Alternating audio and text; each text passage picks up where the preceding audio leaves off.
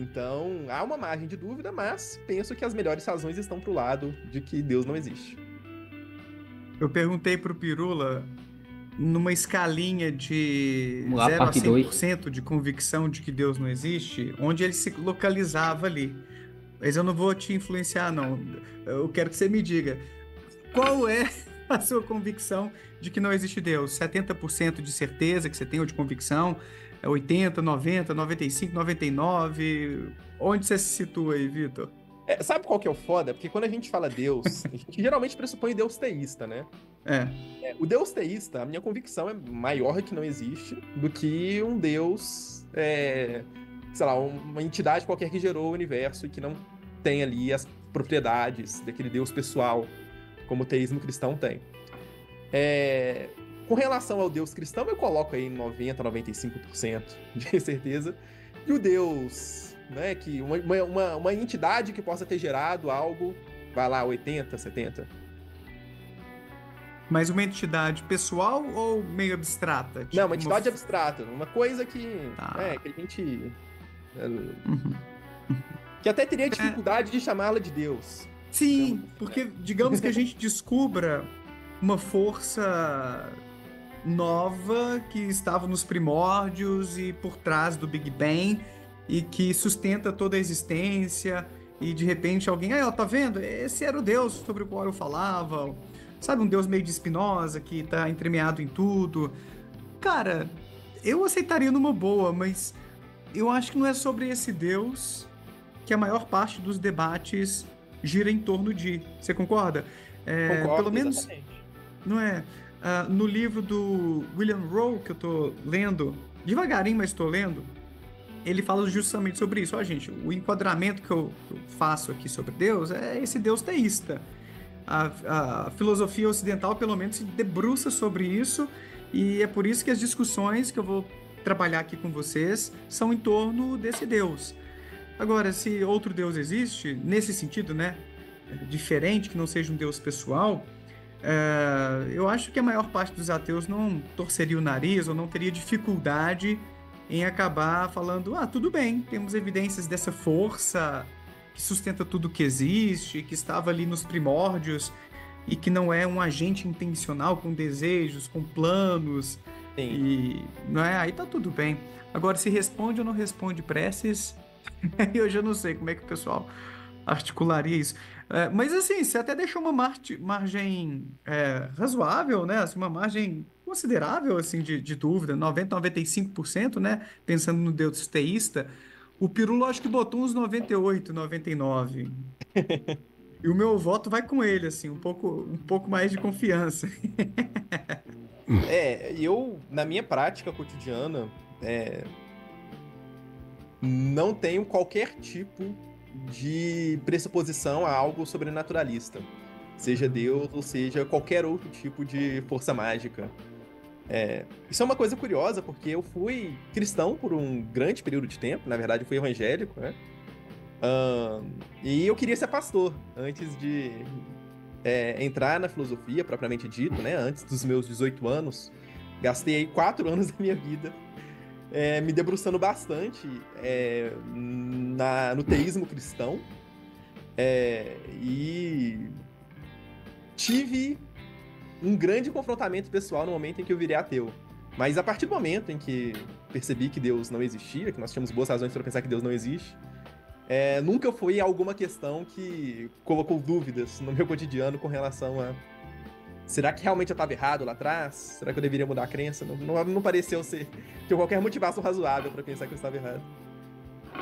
O pessoal às vezes tem experiências de vida que dão uma balançada. Eu mesmo tive, no início do meu ateísmo, por volta dos 20 anos, uma suspeita de. Claro que a gente pensa no pior de câncer, né? Foi uma mancha estranha no pulmão e eu era fumante. E eu fiquei com muito medo, cara.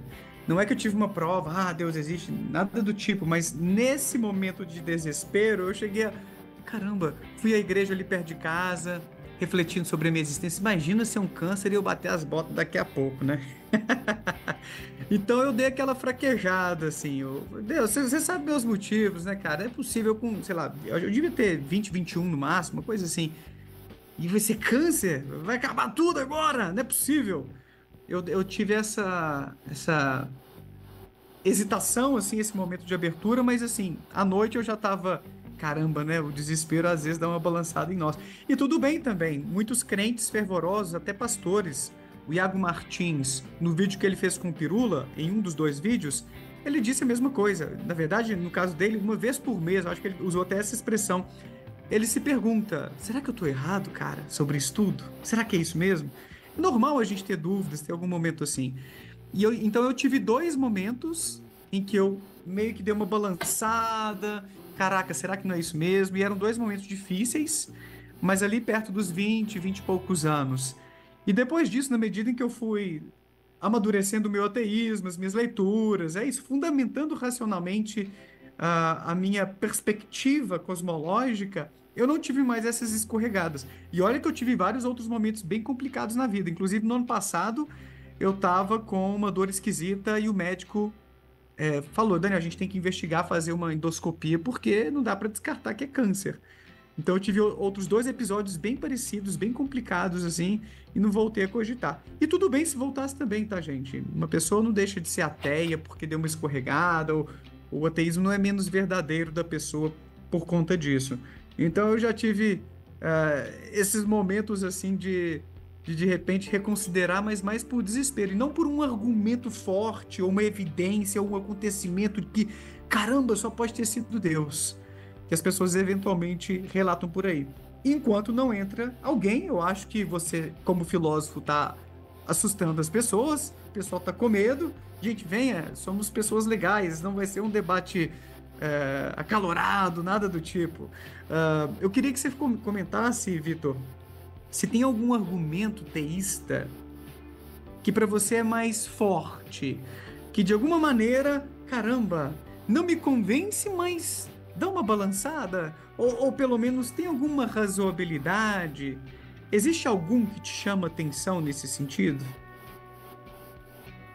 Só comentar uma coisa antes, Daniel, com relação ao que você disse das balançadas. Eu acho uma coisa curiosa em relação a elas, porque quando acontece alguma coisa que nós julgamos como extraordinária, do tipo, sobrevivi de um acidente, que eu poderia muito bem ter morrido. Um familiar meu foi salvo de uma situação em que a chance que ele tinha de se ferrar era muito grande. É curioso a gente atribuir uma divindade para essas situações, porque essa divindade é uma divindade bem perversa, assim, do ponto de vista com relação às escolhas que ela toma no seu cotidiano, né? Porque Ai, caralho. Se eu considero que essa divindade está me salvando em situações de perrengue, mas ao mesmo tempo eu reconheço que inúmeras pessoas não são salvas e que acontecem situações que nós julgamos muito próximas de situações que aconteceram pelo acaso, que não há nenhuma força por detrás, fazendo com que aquilo vá para um caminho ou outro. Por que eu seria o preterido, né? Por que eu sou uma pessoa tão especial assim? Pô, eu sou um merda igual qualquer um ainda. Não tenho nada de especial com relação a quem se ferrou. Então, a divindade me preterir em relação ao restante, né? Sendo que todos nós somos filhos dela, parece ser algo muito afastado de uma moralidade que geralmente julgam para a divindade, né? Uma moralidade. E fora que, como você colocou, é algo improvável, não é algo impossível. Se fosse algo impossível, pelo menos que desafia uma explicação mais racional, mais científica, naturalista, cara, nós não conseguimos descrever isso naturalisticamente. Como assim? O cara perdeu a perna naquele acidente, saiu de lá sem perna e no caminho começou a regenerar, na medida em que a mulher que estava com ele fazia uma oração. Assim, você não conseguiria explicar uma coisa assim. Então seria impossível nesse sentido, eu não sei se tem uma expressão melhor do que essa, mas no sentido de cientificamente inexplicável aquele acontecimento, aquele fenômeno. Porque geralmente o que a gente tem são coisas improváveis, do tipo eu estar levando a Nath à academia, que é o exemplo que eu adoro dar, a gente conversando sobre o suco de goiaba que eu estava para comprar para ela depois da academia e esborracho uma goiaba no para-brisa do carro. Qual é a probabilidade disso acontecer? Conversando sobre o suco de goiaba, desborracha. Mas é impossível? Claro que não. Eu voltando de lá, eu reparei que tinha um pé de goiaba cheio, recheado de goiabas madurinhas e o chão todo com goiabas emborrachadas. Então, tinha uma chance disso acontecer. Por E a acaso eu tava divindade. falando sobre suco de goiaba. E se fosse uma divindade, ela tava com um tédio, né? Falou, vamos brincar um pouquinho aqui com o Daniel. É o deus da goiabeira. Opa, eu acho que eu já ouvi uma história parecida. Eita. Eita, nós. Mas Mas não é, você então comentou assim. de. É. Não, pode falar, pode falar. Não. E aí eu te perguntei sobre isso. Tem algum argumento que você acha que tem alguma força, que tem alguma razoabilidade, que mexe com você, ou nada disso? Olha, o argumento que eu penso ser mais interessante do teísmo na verdade, para a existência de Deus, né? Seria o argumento cosmológico. Mas por conta da nossa dificuldade de investigar o que aconteceu nos primórdios do universo, do que por força evidencial com relação a uma entidade que a gente tenha como necessidade para pressupor, para explicar o que venha depois.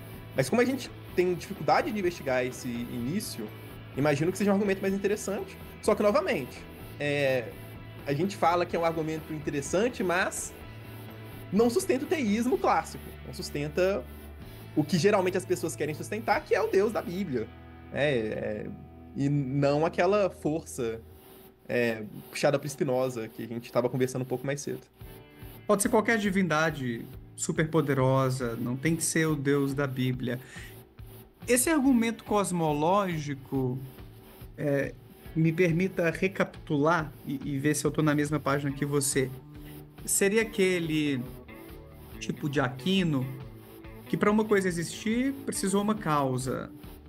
Mas essa causa, para ela existir, também precisou de algo que a precedesse, que a explicasse. E aí a gente vai assim sucessivamente até chegar numa causa primeira, a partir da qual tudo passou a existir. Então não dá pra gente ir infinitamente. Então isso aqui aconteceu, teve uma causa. Mas essa causa teve outra, é efeito de uma outra causa, né? E vai assim infinitamente. Tem que ter tido uma causa primordial de tudo. É em torno disso? Só me refresca a memória. Exatamente, desculpa, tá? Usei termo técnico, mal de filósofo, mas Tranquilo. Toda vez que eu fizer isso, mas exatamente. Tem várias formas de você explicar o argumento cosmológico, né? Mas a ideia é basicamente essa. Nós partimos do pressuposto de que todas as coisas têm uma causa. Parece ser muito razoável, né? Quando a gente está pensando cotidianamente sobre o universo, sobre os acontecimentos. Então, eu só existo porque minha mãe me gerou, minha mãe só existe porque ela foi gerada pela minha avó foi gerada por outras pessoas, né? A mesma coisa acontece com relação ao planeta Terra, até que a gente vai chegar num ponto inicial. Tá, esse ponto inicial seria o que nós julgamos como o Big Bang. O que gerou o Big Bang? Na verdade, o Big Bang ele é muito mais um modelo que explica, né, como é que o universo se formou, do que propriamente o que a gente quer colocar como uma espécie de causa para o início de tudo, né? Há uma diferença com relação à explicação quanto a criar um modelo de causalidade que explique, quer dizer, que postule qual que é a causa do universo. Mas, enfim, parafraseando, a gente chegaria lá no início, né, que está tudo amontoado, e pergunta, tá, o que causou essa coisa para gerar o que a gente chama de Big Bang? E aí o cara fala, beleza, se você está pressupondo que todas as coisas têm uma causa, então isso deve ter uma causa primeira que seria Deus. E essa causa teria várias propriedades, ela teria que estar fora de espaço e tempo, que é o momento que os caras já roubam, né? Tem que estar uma parada aqui fora de espaço e tempo, que causou o espaço e tempo, né? E aí vai ter que ter várias propriedades, tem que ser um ser com vontades, porque para ele ter causado isso, ele tem que ter uma vontade, né? E eu vou tentando atribuir certos atributos para essa entidade. E eu chamo essa entidade de Deus. Esse que é o argumento geralzão que a galera tenta apresentar. O Stephen Hawking, no seu livro Breves Respostas para Grandes Questões, problematizou isso de uma maneira bem interessante. Se não tem espaço nem tempo, como pode haver um agente que pensa, que deseja, que teve alguma ação de criação? porque o nosso comportamento, os processos psicológicos de pensar, desejar, eles ocorrem, eles têm princípio, meio e fim. Eles só fazem sentido num esquema temporal. E normalmente entes têm algum corpo que está situado no espaço. Mas mesmo se a gente tire o espaço, porque Deus não tem corpo, é um ser espiritual, sei lá. Ainda assim, para a sua ação acontecer, precisa de tempo. São conceitos que carregam implicitamente essa noção de temporalidade. Então, se não havia tempo antes do Big Bang, como Deus poderia ter feito alguma coisa? Então, Stephen Hawking coloca isso no seu livro, eu achei bem ilustrativo de como é problemática essa ideia. E além de tudo, quebra com a noção central que queria ser estabelecida, que é a ideia de que todas as coisas têm uma causa. Porque eu vou chegar no final numa coisa que não tem causa, que é Deus, né? O que viria logo a seguir, né? Se o cara fala que Deus causou o universo. Tá, mas o que causou Deus? É uma pergunta muito razoável. Pela mesma razão que eu quero colocar uma causa pro universo, que é a ideia de que todas as coisas têm uma causa, eu não poderia anular para criar uma coisa sem causa. Eu estaria roubando. Então, há essa problematização além dessa questão da temporalidade, né? Porque se eu estou dizendo uma coisa que causou o tempo, como é que ela antecede o próprio tempo? Eu teria que ter uma outra noção de tempo, e nessa noção de tempo, que possa ser um tempo que consiga sustentar um sobrenaturalismo, eu precisaria novamente estabelecer as mesmas leis causais que eu estabeleci para o tempo material. Não há qualquer razão para pensar que numa visão sobrenatural eu poderia ter uma visão de tempo em que não deveria aplicar as mesmas regras, né? Então... Exato. Outra coisa que eu li no Sagan, no seu Variedades da Experiência Científica, uma visão pessoal da busca por Deus, livraço, eu vou colocar embaixo para quem quiser dar uma olhada depois. Ele diz assim, achei que você estava indo até para essa direção. Na verdade, você foi para essa direção, né? Mas ele coloca de uma forma mais concreta. Se eu posso conceber um Deus incriado, por que não um universo natural incriado? Que sempre existiu por aí. Então ele brinca um pouquinho assim. E a outra coisa... Opa, o Lucas tá querendo entrar aqui, ó. Deixa eu autorizar o Lucas. E outra coisa que eu... Eu ia falar que é o seguinte, Daniel. A gente, em outras lives, tinha que chegar falando, não, eu tenho aqui um amigo aqui desconhecido que assustou. A gente vai chegar nas conversas técnicas de filosofia. Mas continua aí. E a outra coisa que outro dia eu articulei em 2 lives por aqui, e que foi um insight que eu tive durante uma aula do Luizinho. O pessoal às vezes reclama, caramba, como assim vocês acreditam que tudo existe e veio do nada? Primeiro, eu não sei se tudo veio do nada. Então não dá para você atribuir essa crença a todos os ateus. Eu sou meio agnóstico quanto a isso, eu não sei. Suspendo meu julgamento. Mas quando você coloca Deus como explicação de onde veio tudo, primeiro, de onde veio Deus? Do nada? Ou sempre existiu? Ok, sempre existiu. Mas de onde Deus tirou tudo que existe além dele? Eu vejo o mesmo problema nesse processo, nessa etapa do raciocínio teísta. Ou seja, Deus teria tirado do nada, de uma cartola dentro da qual não tinha nada, eu não sei. Fica uma coisa meio... Num passe de mágica, Deus criou os átomos. Deus criou o Big Bang. Porque se nada disso existir, ele não tinha ingredientes a partir dos quais cozinhar o universo, então veio do nada também, entendeu? Eu vejo um problema bem simétrico aqui, quando é comparada essa afirmação de que tudo que existe veio do nada naturalisticamente e tudo que existe físico veio de um Deus que tirou isso não sei de onde. Para mim, tirou do nada, assim. Eu não vejo muita diferença, saca? Então, eu fiz essa problematização outro dia e eu não sei se tem algum filósofo da religião trabalhando, que já trabalhou com essa problemática, que já viu alguma semelhança entre as duas ideias. Lucas, eu te ouço, mas não te vejo, cara.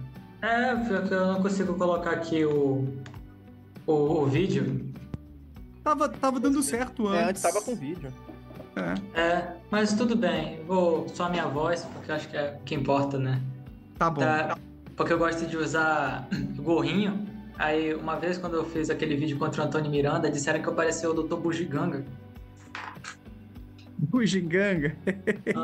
Eu lembro desse desenho. Mas não é de sua época, não, Lucas. Você é bem mais novo do que eu, né? Não, mas se bem que eu gosto de desenho antigo, eu tava assistindo Speed Racer alguns dias assim atrás.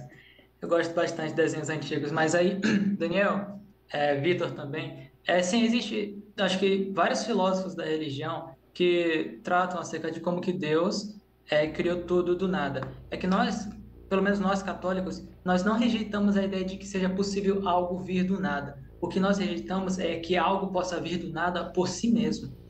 Porque, olha só, qual é o motivo porque nós, criaturas, não podemos causar algo do nada? Porque o nosso, digamos assim, nossa potência produtiva, ela só se estende a uma parte da coisa e não a tudo que a coisa é. Então, para eu fazer uma parte, eu tenho que pegar a outra parte de algum outro lugar. Por exemplo, um artista, ele não faz o mármore, ele só faz a figura da escultura. Então, ele tem que pegar o mármore de outro lugar, conferido pela natureza. A razão disso é porque a potência do artista só se estende a uma parte da coisa. Só que quanto mais total, por assim dizer, é uma potência, menos ela precisa tirar de outro lugar ou o material de onde ela age. Entendeu? Agora, mas existe alguma coisa nesse sentido que tem uma potência máxima e, portanto, não precise retirar de outro lugar? Exatamente, é justamente Deus, que por ter uma potência totalíssima, ele não precisa tirar a matéria de outro lugar. Então, mas aí é um mero pressuposto, né? Assim, ou seja, você nunca viu isso existindo e você está só especulando. Deus deve ser assim. Eu só estou explicando de maneira a priori, mas dá para provar isso a posteriori. A gente pode provar isso da seguinte maneira, assim.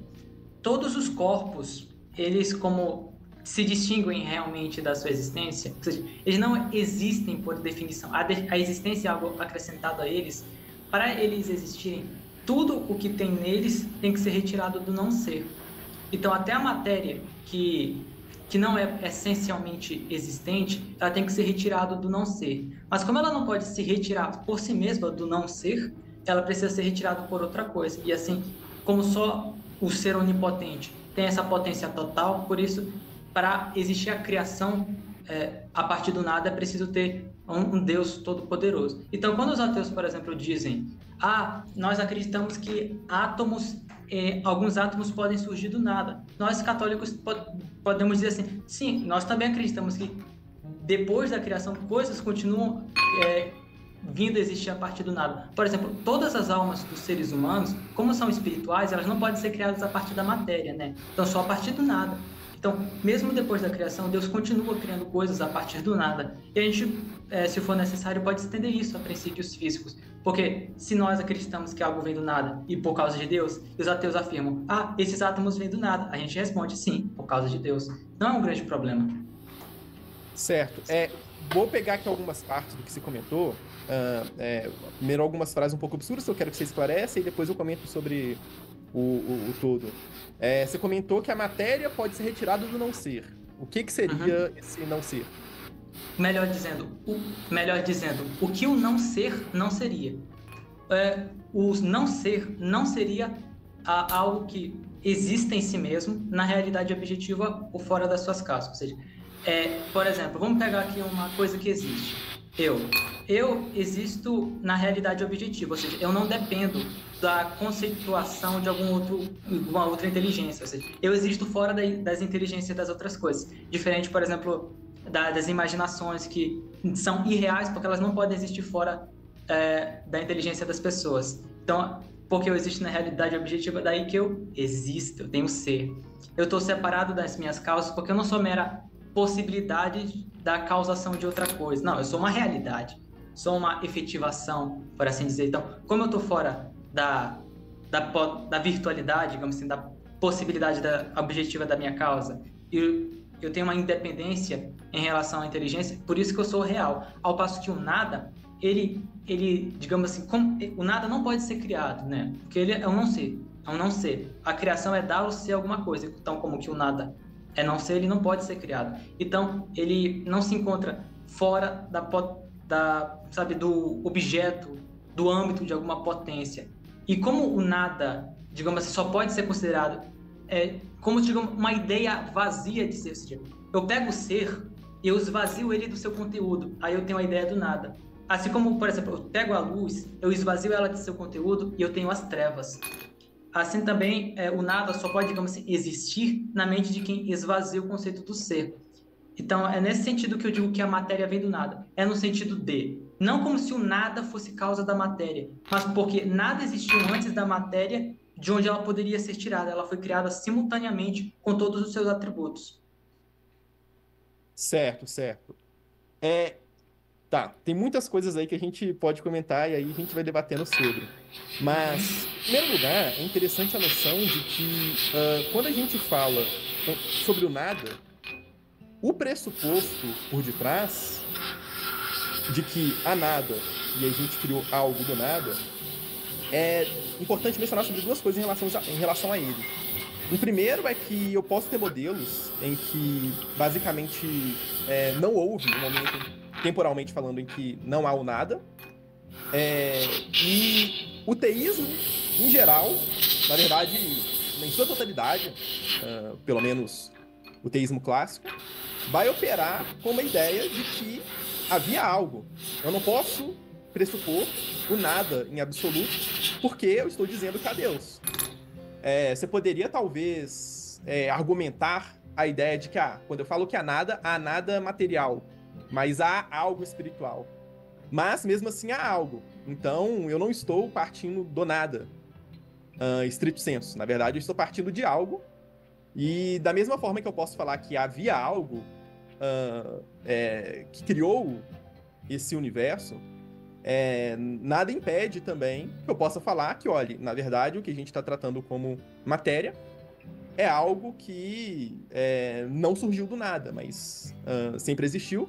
Só que é uma coisa que a gente teria que resolver empiricamente, no final das contas, né? Porque essa é a grande dificuldade que a gente tem de investigar os primórdios do universo, porque a nossa forma de formar a evidência de forma mais robusta com relação ao surgimento, se é que surgiu a matéria, ou mesmo quanto a momentos iniciais que a gente julga ser o momento em que tudo aconteceu, né? Se haveria alguma lógica de pressupor algo por detrás, eles são muito escassos, esses meios. Mas ainda assim, em toda medida, os argumentos pressupõem que há algo. Uhum. Você discorda? Eu concordo, pressupõe que há algo, mas tem que fazer aqui duas distinções. Vou começar com a mais fácil. Quando a gente diz que Deus criou o mundo do nada, a gente fala assim, Deus não criou o mundo com base em algum outro substrato anterior, nem tomando a si mesmo como substrato, porque aí seria um panteísmo. Só mais esse comentário. Ok, tudo bem, beleza, depois eu vou sair. Ok. Quando a gente diz que Deus criou o mundo do nada, a gente está dizendo que Deus não criou o mundo com base em outro substrato. Nem algum outro substrato distinto dele, porque assim não seria a criação a partir do nada, pressuporia outra coisa. E nem assumindo a si mesmo como substrato, porque cairia em panteísmo. Então, como repetindo aqui, criar algo do nada é simplesmente criar algo não partindo de outra coisa, mas tomando o efeito todo simultaneamente. A segunda distinção que eu gostaria de fazer é que quando nós dizemos assim, tem três distinções, essa aqui é a segunda. É que uma coisa é ser criado a partir de alguma coisa e ser criado por alguma coisa. Por exemplo, a figura, ela é criada, a figura na escultura, ela é criada pelo artista a partir do mármore. Então, quando a gente diz que o universo veio do nada, a gente diz que ele não veio a partir de outra coisa, mas veio por Deus. Entendeu? Ou seja, não veio a partir de alguma causa material, no sentido aristotélico, mas veio a partir de uma causa eficiente. A terceira distinção é que, inclusive, eu tenho que corrigir isso no senhor, meu amigo, porque eu estava vendo você tratar desse assunto, é que antes da criação não existia um tempo. a eternidade de Deus, ela não é uma sucessão Ashley infinita de Page. acontecimentos. Esse é um erro muito comum. Bem-vindo a É, digamos Leitão.art. assim, um instante que não passa. Imaginemos assim, uma teoria da relatividade temporal. A coisa espiritual pode conter em um instante muitos tempos. Porque, como o tempo é a medida do movimento, né? Uma coisa espiritual, estando parada no seu repouso, pode conter muitos, digamos assim, movimentos das coisas corpóreas. Então, digamos assim, para um anjo, o que seria um instante, para nós seria 1000 anos, assim. Para anjos mais perfeitos, o que seria um instante, seria para nós 1 milhão de anos. Agora, para Deus, que é sumamente perfeito, o que para ele seria um instante, para nós seria um infinito de tempo. Então, antes, digamos assim, da criação, não existia uma infinitude de tempo, mas existia um instante que não passava.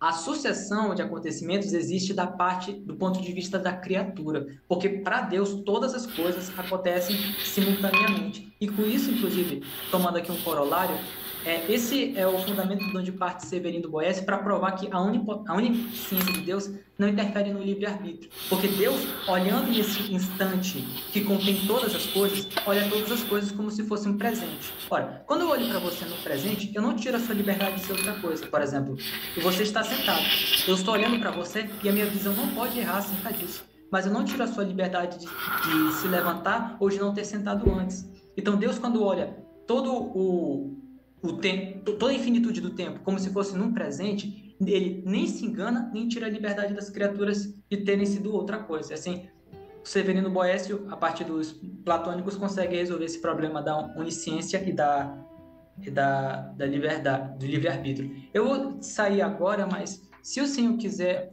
ler mais sobre isso, tem um livro chamado A Consolação da Filosofia, que ele explica sobre a criação, sobre a onisciência e o tempo, e também existe um opúsculo pequeno de São Tomás de Aquino chamado Sobre a Eternidade do Mundo, onde ele explica que mesmo o mundo sendo talvez eterno, ele ainda assim é criado a partir do nada, porque se Deus não existisse, o mundo não existiria.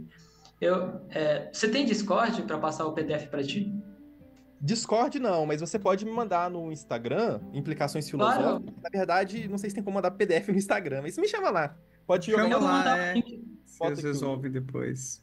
Mas... Obrigado, Lucas. Mas aí o Vitor vai fazer as considerações finais sobre esse seu comentário, mas valeu pela Teria participação. muita coisa pra discutir aqui.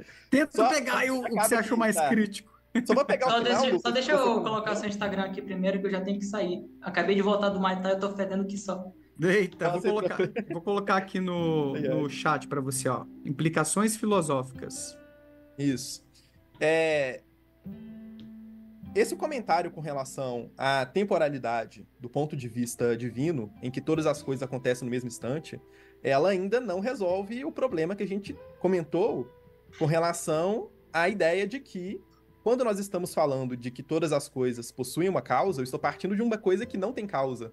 Então, eu estou ferindo com o próprio princípio de causalidade que eu queria postular desde o início e que me motivou, nesse sentido, criar uma indagação para o ateu de que, olha, você está falando que algo surgiu do nada. Mas o principal ponto aí é conseguir explicar a natureza de Deus. Porque esse Deus teria inúmeros problemas, inúmeras limitações com relação à nossa forma de postular de maneira evidenciada com relação a suas propriedades, de modo a não ferir com o que a gente gostaria de ter desde o início, que é uma teoria baseada em boas evidências com relação a como é que o universo se surgiu. Eu vou postulando diversas entidades estranhas, como nesse caso uma temporalidade diferente do modo como nós funcionamos aqui, né? Uma temporalidade em que tudo acontece no mesmo instante, mas 4 Jug. a grande Bem-vindo a problematização por Leitão.art. detrás disso é 8 que, vodes. de fato, eu poderia ter Bem-vindo a raciocínios Leitão.art. filosóficos em que eu tento tornar logicamente possível um modelo de universo que é compatível com alguma divindade. E aí eu vou brincando de comprar coisas. Poxa, se isso não dá certo, beleza, o que eu posso colocar ali para dar certa coisa? Só que não deveria ser assim o nosso raciocínio, né? A gente deveria partir, na verdade, de como é que as coisas funcionam do ponto de vista de que a gente pode obter de evidência, e a partir daí construir explicações. E não ter o que me parece acontecer nesse caso, me desculpa, né, mas uma ideia de que, olha, a gente precisa pressupor a essência de Deus e vamos ver o que que torna logicamente possível isso acontecer. E sair comprando tudo que possa encaixar com essa nossa hipótese.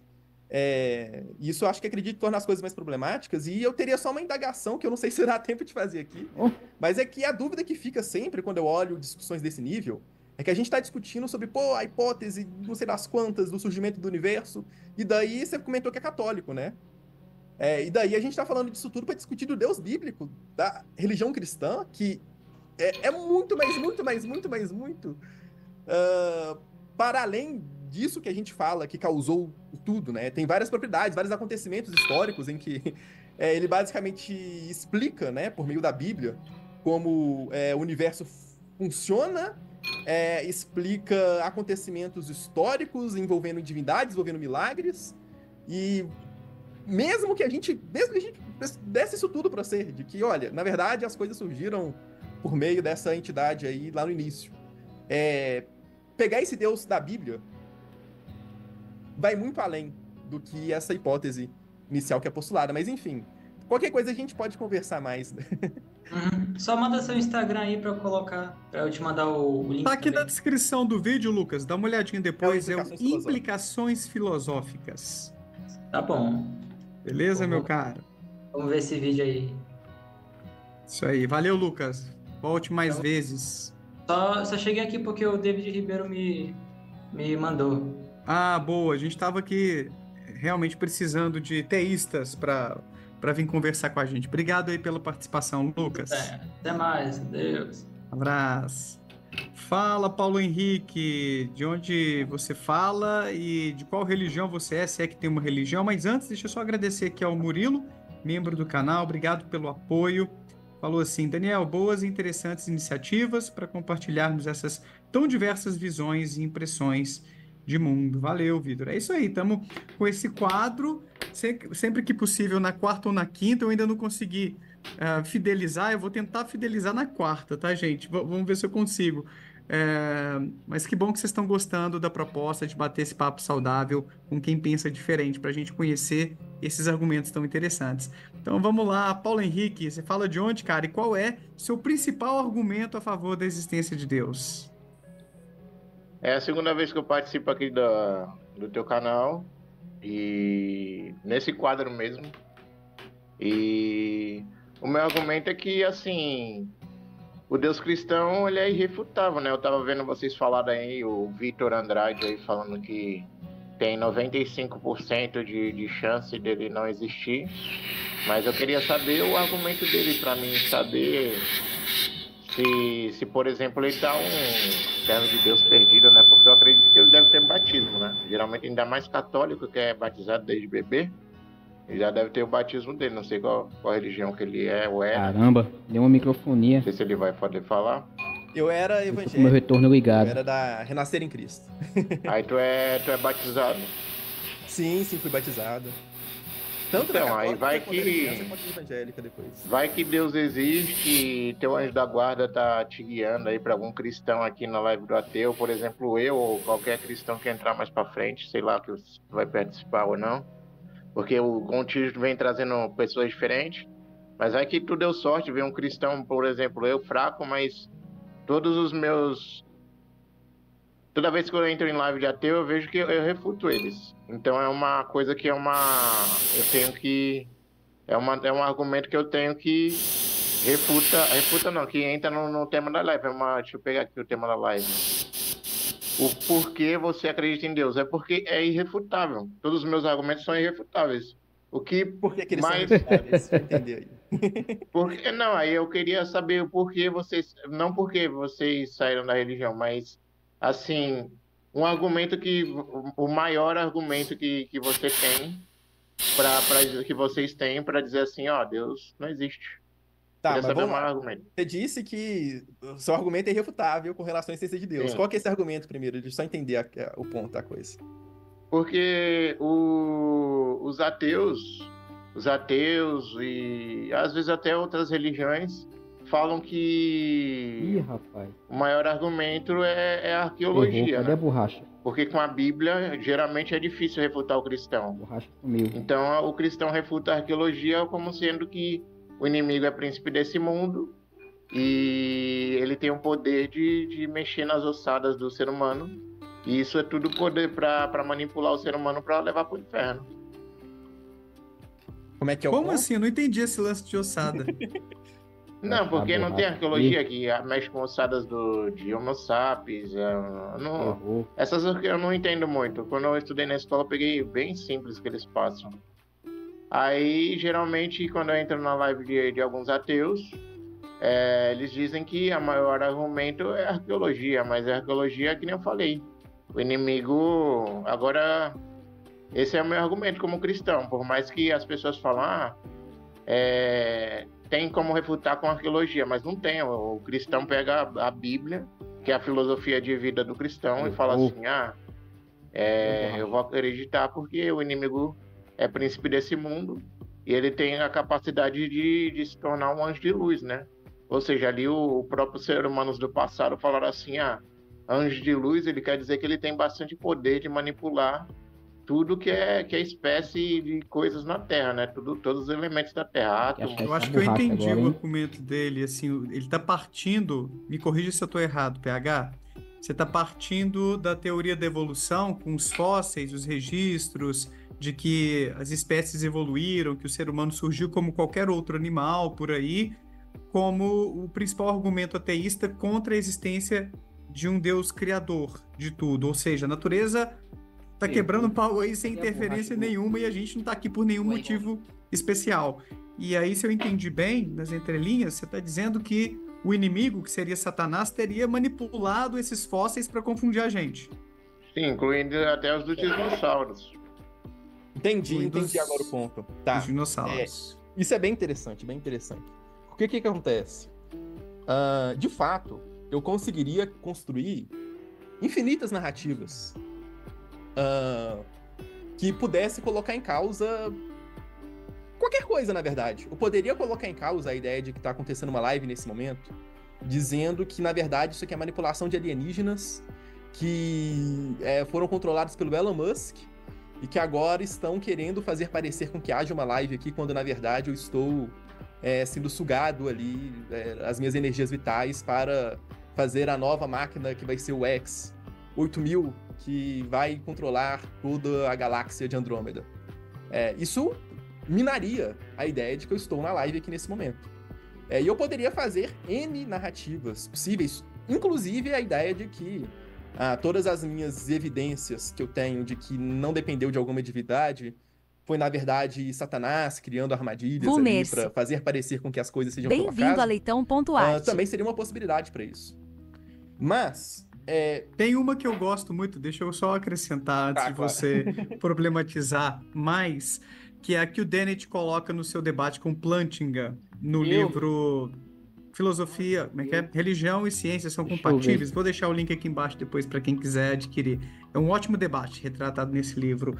Você poderia dizer que a evolução seguiu seu curso por intervenção de alienígenas superpoderosos que mexeram cada pequeno pauzinho, desde o meteoro que caiu e exterminou os grandes dinossauros, até a construção das pirâmides, que teve um empurrãozinho alienígena também, quais espécies morreram, quais sobreviveram, e cada pequeno detalhe da história da nossa espécie, então, teria sido arquitetado por esses alienígenas superpoderosos, que inclusive trouxeram para cá os primeiros seres vivos, bacterianos, ou alguma coisa bem rudimentar do tipo, e foram cultivando essa árvore da história das espécies aqui no nosso planeta. Olha só, que coisa espetacular.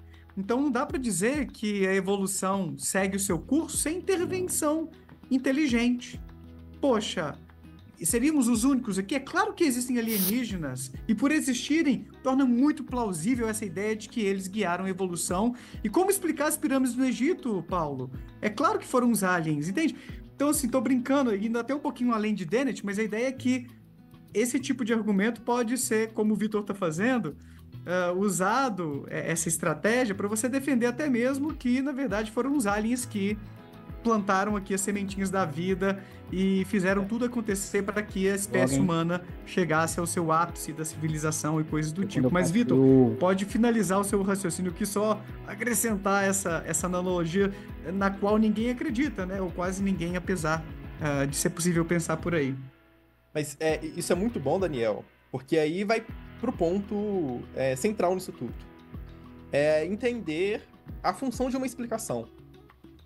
Explicações, elas têm valor de acordo com a sua base evidencial que levam aquela explicação a ser mais plausível ou menos plausível. Quando eu começo a tentar explicar algo a partir de seja lá qualquer dado que for, eu preciso que cada elemento que eu enfiei na minha explicação tenha uma base de fundo na qual mostra, por meio de dados, que essa explicação é mais provável de ser verdadeira do que outras. Eu rejeito a explicação de que, na verdade, isso aqui é uma manipulação de alienígenas, basicamente porque quando eu tento evidenciar esses alienígenas, quando nós buscamos dados que possam confirmar essa explicação, nós não encontramos dados que explicam essa confirmação. E, por outro lado, eu tenho os dados que demonstram que, olha, não há qualquer razão substancial para pressupor que o que eu estou vendo na minha frente não seja o que eu estou vendo na minha frente. Se houver alguma razão para discordância, se eu tivesse algum indício mostrando que, olha, isso que eu estou vendo aqui parece que, na verdade, é uma droga, sei lá, que eu tomei aí o chapéu doce, e eu teria evidências de que eu chapéu doce, né? Eu teria alguns sinais com relação à minha cognição, que poderiam mostrar que, olha, o que eu tô vendo na minha frente não é provavelmente o que eu tô vendo na minha frente. Então o que eu precisaria, Paulo, é que quando você vira e fala, olha, na verdade isso daqui foi obra de Satanás, qual dado que a gente tem no qual a gente pode, em primeiro lugar, corroborar esse Satanás, né, e adquirir todas as propriedades que a gente coloca pra ele, em detrimento de uma explicação que é simplesmente, olha, as coisas são tal como a gente evidenciou até aqui. Uma história evolutiva que nos mostra um certo comportamento divino, o qual a gente não precisa pressupor que essa divindade exista. O dado é a Bíblia, né? A Bíblia tá aí, né? Os aliens, Jesus já falou, não se aliene, né? Não é pra pessoa ficar pensando em extraterrestres, essas coisas. Borracha. Mas às vezes o ser humano foi audacioso e mandou satélite pra cima da Terra, né? Coisa que eu acho que era proibido do ser humano no passado, até o próprio cristianismo eu acho que proibia. E não sei o motivo do ser humano entrar no espaço, mas a gente tem seres humanos lá, eu acho que deve ter, nesse exato momento deve ter astronauta lá. Mas os argumentos que eu tenho é esse, vocês falam que não Só sem querer te interromper, mas o mesmo vale pra Bíblia. Você fala, evidência é a Bíblia, tá? E qual que é a evidência de que os postulados na Bíblia são verdadeiros? Porque eu vejo que ateus tem coisas empíricas, né? Coisas da vida, né? Resumindo. E eu tenho coisas da vida que fazem crer que realmente Deus existe. Porque, principalmente, ser irrefutável, né? Pegar uma coisa que... Porque, Paulo, o problema quando você fala, usa a Bíblia como a base da sua argumentação, da sua fé, pessoas de outras religiões também usam seus textos sagrados, como o Alcorão dos muçulmanos, por exemplo. E os muçulmanos também têm experiências de vida. Assim como jogar na loteria tem gente que ganha, por que o cristianismo não pode ganhar também? Pode ganhar.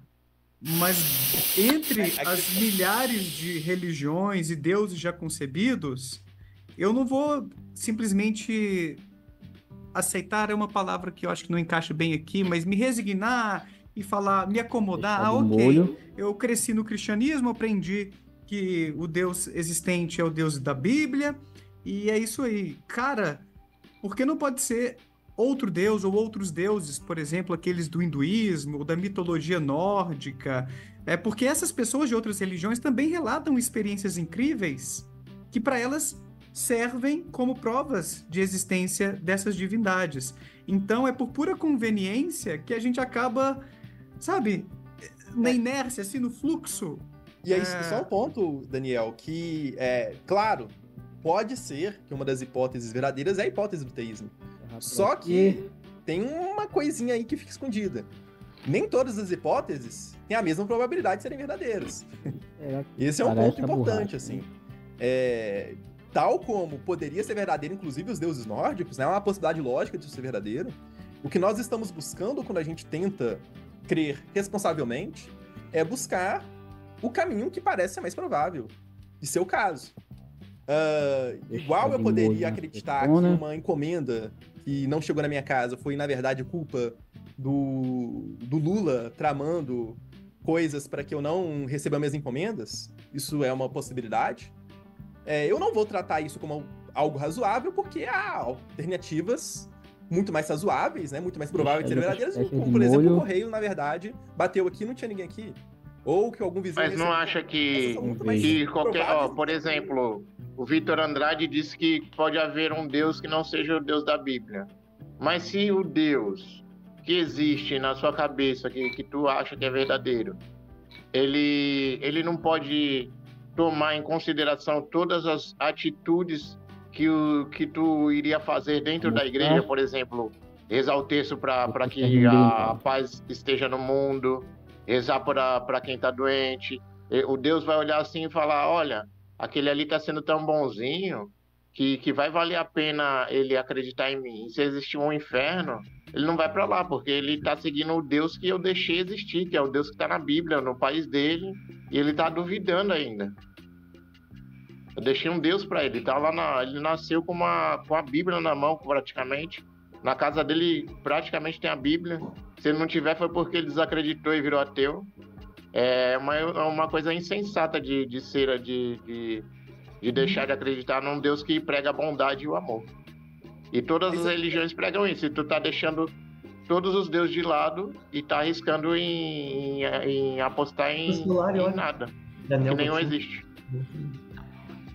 Fala, Celso, só espera um pouquinho que a gente vai terminar a parte aqui com o Paulo e a gente já te ouve, tá, Celso? Mas pode ficar com a câmera aberta aí. Valeu. E aí que vê o ponto. Eu tenho N alternativas, que elas, inclusive, se uma for verdadeira, outra é falsa. Se existe o Deus nórdico, o Deus cristão é falso. Se existe o Deus cristão, o Deus islâmico é falso. E a gente vai para a alternativa de que, na verdade, não há nenhum Deus, né, que diferencia, na verdade, com relação a um Deus quanto a todos os outros, né? Porque você também pensa que não existem os outros, ou você pensa que eles existem. O Deus Islã, o Deus nórdico, o Deus... sei lá, então, o Papa Francisco, ele tornou a Igreja Católica ecumênica, né? A gente pratica todas as religiões. Então a gente não tira por parte. Por exemplo, se eu não me engano, o Papa foi lá no Irã e deu uma venerada lá no Deus dele, no Alá. Falou, que se Alá existir, que ele salve todos os cristãos também. E a gente a gente tá todo mundo junto, né? Tem Papa que escolhe no seu reinado ser ecumênico. Ele fez essa novidade aí para a igreja. Isso torna as coisas mais complicadas, porque aí eu teria várias explicações contraditórias entre si sobre como é que as coisas surgiram, sobre como que Deus atua, sobre como que nós devemos agir no cotidiano, né? Porque como que um cristão pensa que deveria ser a salvação...